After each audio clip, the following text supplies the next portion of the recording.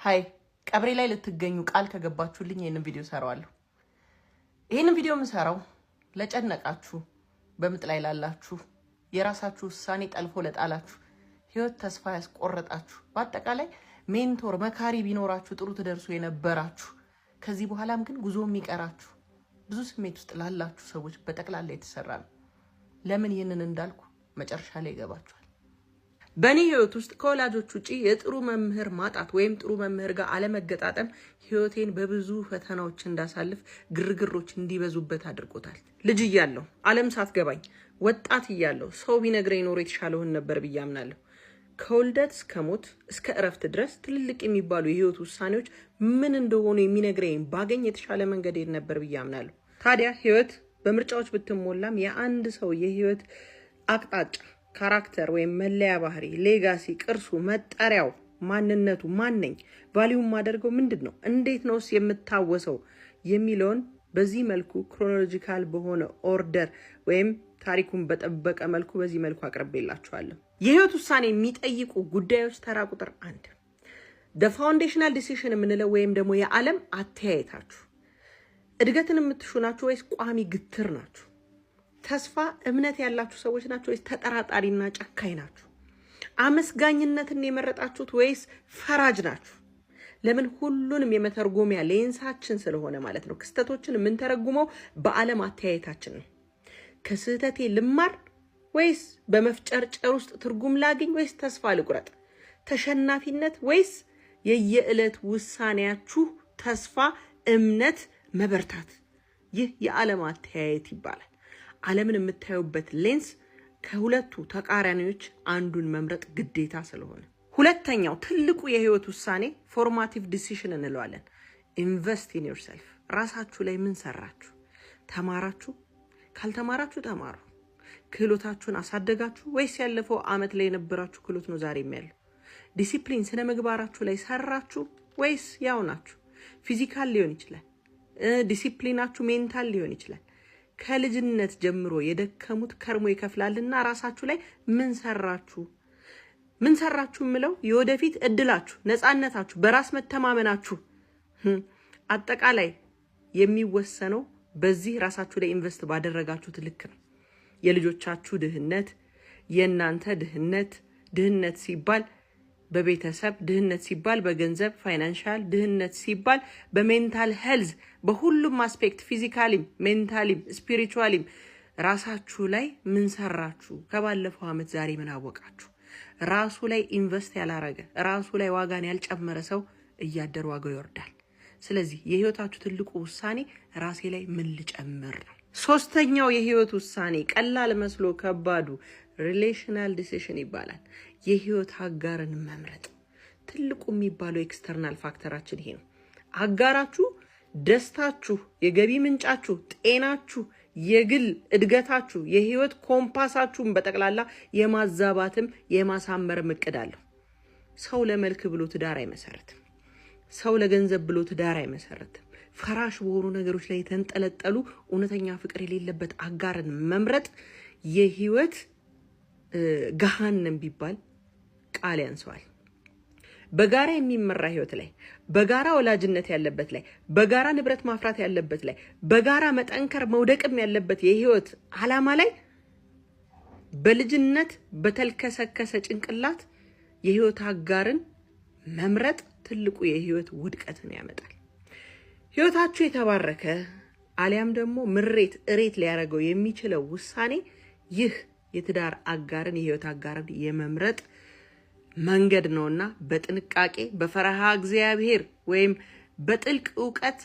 ለዚህ ነበር እኛ ስለማናቅ ወላጆቻችን 7 ቤት ድረስ ሄደው አንድን ሰው አጣርተው ሚድሩን የነበሩበት ማለት ነው። እና ይህንን ውሳኔ በጥንቃቄ አድርጉት። ከተገኘው አይተኛም፣ ከተገኘው አይወለድም። ይህ ውሳኔ ጥንቃቄን የሚፈልግ ነው። አራተኛና ዋነኛው the core identity decision ይሉታል። የማንነት ጥያቄ። ይሄ ማለት ማንም ሰው ሳያያችሁ ከራሳችሁ ጋር ብቻ ስትቀመጡ ያለ ማንነት። ዋጋ ቢያስከፍላችሁ ማቀኛ ሰው ናችሁ?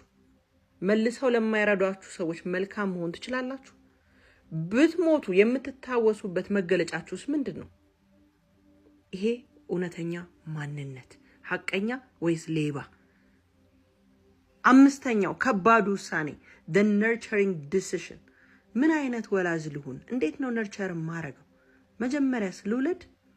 ምንድነውስ ማስቀጠለው? ወላጅነት ማለት ማስቀጠል ነው። ለወለድኳቸው አእምሮ ውስጥ ምን ላስቀጥል?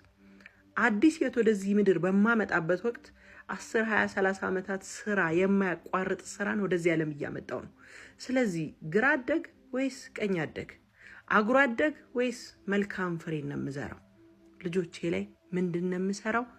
በስሜት ተወልደው በስሜት እንዲያድጉ ሳይሆን በውሳኔና በጥንቃቄ ቀሪው ዘመናቸው ያማረ ለትውልድ የሚተርፉ ለሀገር የሚተርፉ አድርጌ እንዴት ልስራቸው?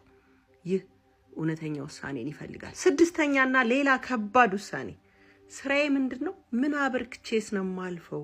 እንዴት ልኑር? ገቢዬ ምንድነው? ከገቢዬ ውጪ ማበረክተውስ ነገር ለዓለም ምንድነው? ጥሬ ወይም ደግሞ ኮሊንጌ ምንድነው? የተፈጠርኩበት መረዳቴ ምንድነው? ረጅም እድሜያችንን በስራ እናሳልፋለን። ስለዚህ ማንነቴ የማሳርፈው ተጽዕኖ በዛ ውስጥ ይገለጣል ማለት ነው። ስለዚህ እኔ ምን ሰርቼ ምን አበርክቼ ልለፍ? ቀሪ ዘመኔን ምን ልስራ? የምወደው ስራ ምንድነው? ይህ ጥንቃቄ የሚፈልግ ውሳኔ ነው። ሰባተኛ እንደገና ራስ ምታት የሆነ ውሳኔ ፋይናንሻል ዲሲዥን። ከገንዘብ ጋር ያለኝ ግንኙነት ምን አይነት ይሁን? ገንዘብን ልቆጣጠረው ወይስ ገንዘብ እኔን ይቆጣጠረኝ ይግዛኝ? እዳ ውስጥ ልግባ? ቁጠባ ላድርግ? ኢንቨስት ላድርገው? ምን ልግዛ? ይህ ከፍተኛ ጥንቃቄ የሚፈልግ ነው።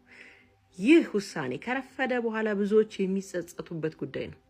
እከሌኮ ብር ነበረው ከሰረ፣ እከሌኮ ዕዳ ነበር አሁን አለፈለት።